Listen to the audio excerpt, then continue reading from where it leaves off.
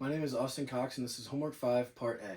And here we'll be deriving how the substitution of S is equal to J omega yields the long-term frequency response of a transfer function to a sinusoidal input. So we can write that our input is going to be equal to A times sine of omega t, and that the Laplace transform of our input, A sine omega t, is going to be equal to A omega over S squared plus omega squared. So our input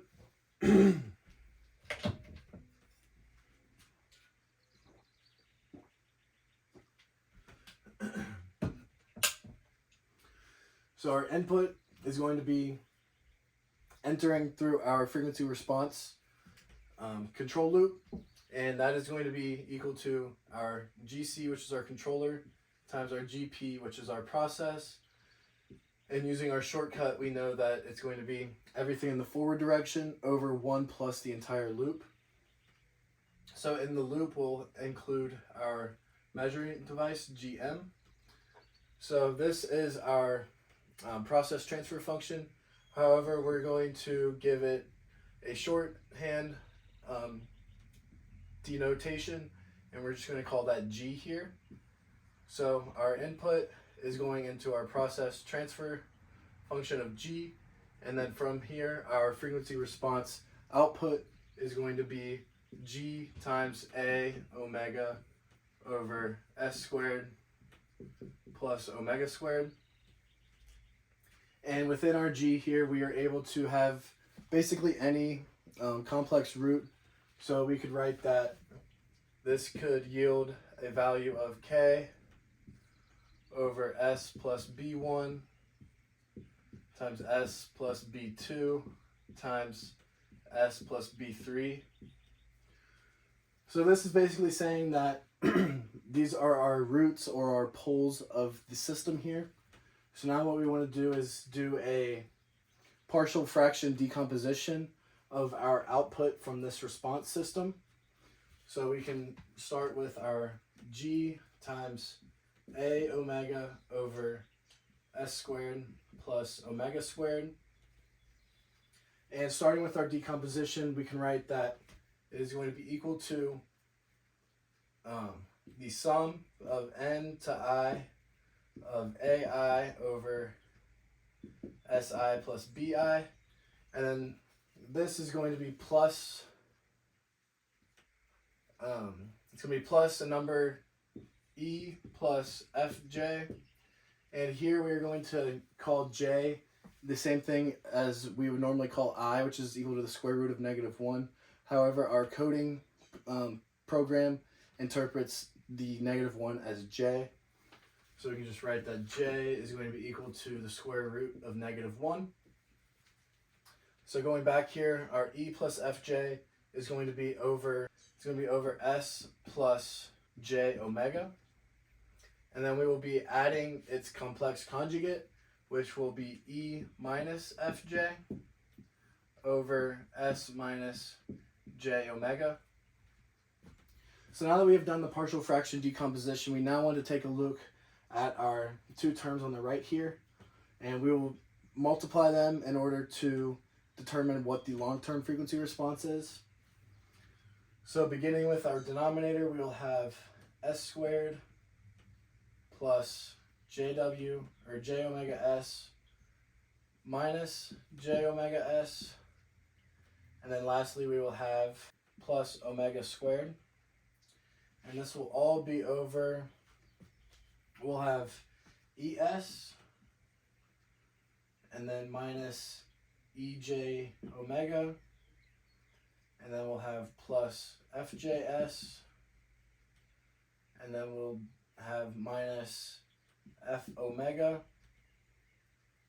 And then moving to these two terms, we will have plus ES plus EJ omega minus FJS, and then lastly we'll have plus FW or F omega So as you can see here in our denominator, this term cancels with this term. We'll have minus EJW cancel with plus EJW. We have plus FJS cancels with minus FGS. So that leaves us with, this should be a plus. So we have 1 ES, 2 ES left, and then we'll have 1 FW and 2 FW. So this will yield 2 ES plus 2 F omega, and this will all be over S squared plus omega squared.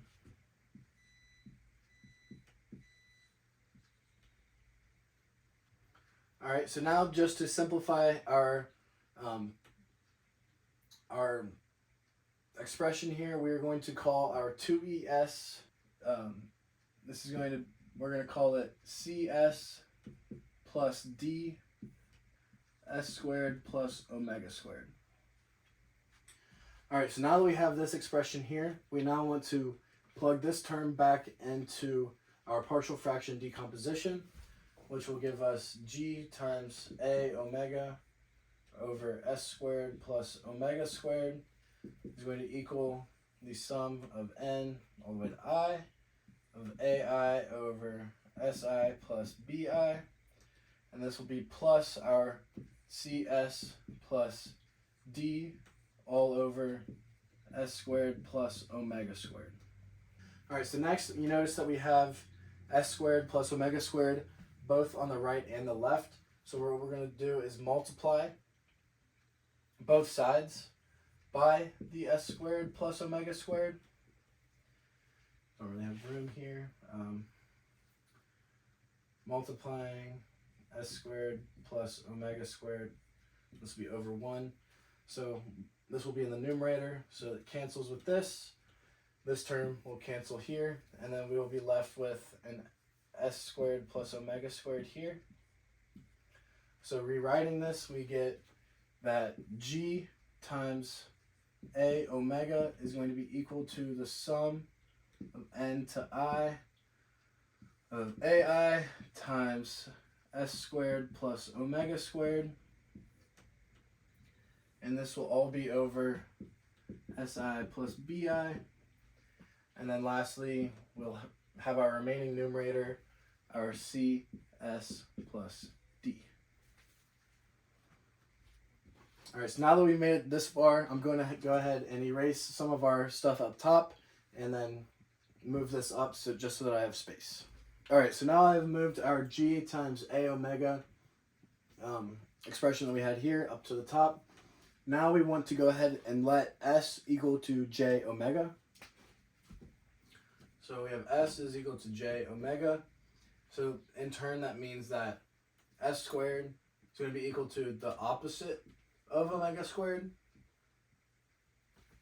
So when we make this substitution, you notice that we have S squared plus omega squared in our numerator of this term here.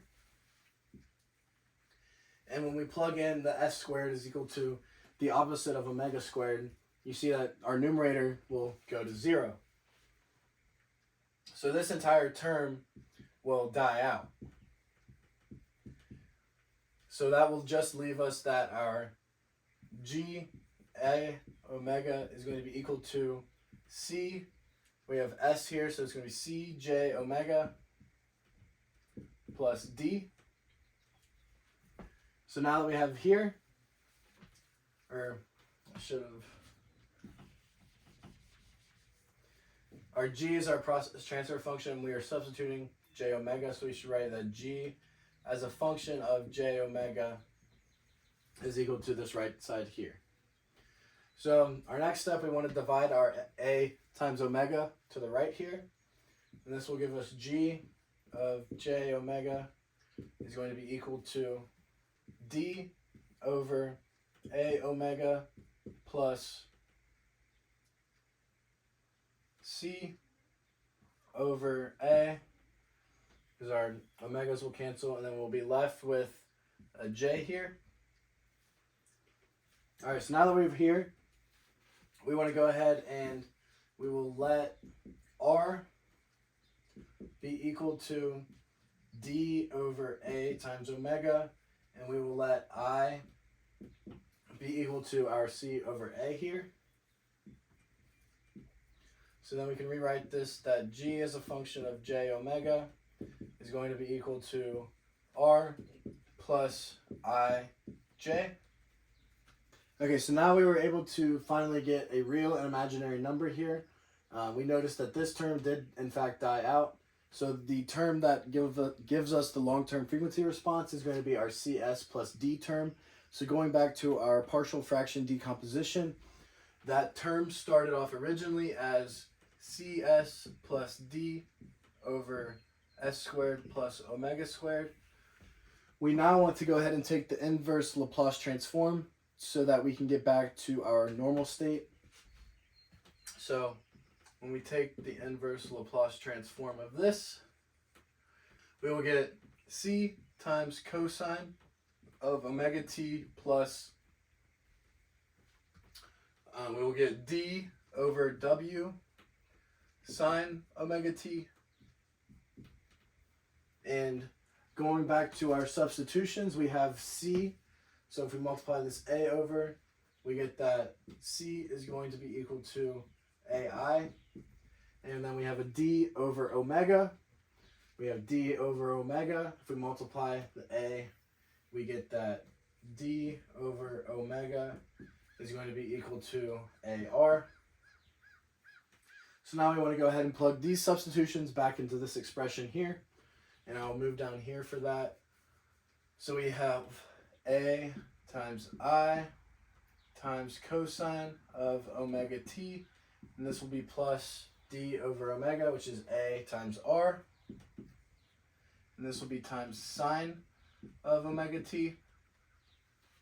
And you notice that we have an A in both terms here. So we can rewrite this as A times the quantity of I cosine omega t plus R sine of omega t. Now that we were here, we want to go ahead and let I be equal to m times sine of phi. And our m here is going to be the magnitude ratio for our process. And then the phi is going to be the phase angle in which we will be referencing for this scenario. And then next we want our r to be equal to m, the magnitude ratio, times cosine of phi, which is again our phase angle. So now we can go back here and plug that in. So we will have A times I, which is m sine of phi times cosine omega t plus r, which we defined as m cosine phi. And then this will be times our sine of omega t.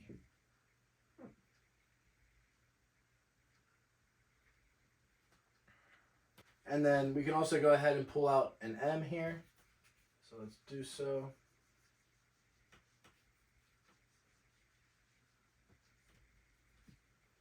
So we'll have A times m times the quantity of sine of phi times cosine of omega t plus cosine phi times sine of omega t. So using our trig identities, we can rewrite that A times m, and then this entire quantity is going to turn into sine of omega t, and this will be plus phi. So go ahead and close that off. So this is going to be our long-term behavior of our frequency response system. And in order for this system to yield a stable response, we know that our m here must be less than 1 for stability.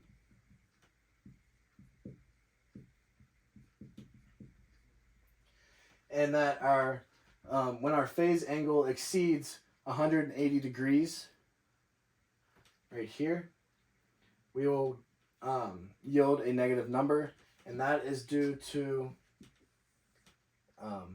I'm going to go ahead and draw the plot for sine. So we'll call this pi, and we'll call this 2 pi. So for our sine plot, we get 2 sinusoidal waves as this. So at our pi here, that is going to be equal to 180 degrees. And whenever you exceed the 180 degrees, you notice that you are below the x-axis. I should go ahead and call that a y and x. So whenever you exceed 180 degrees, you will yield a negative number, therefore causing instability. All right, thank you.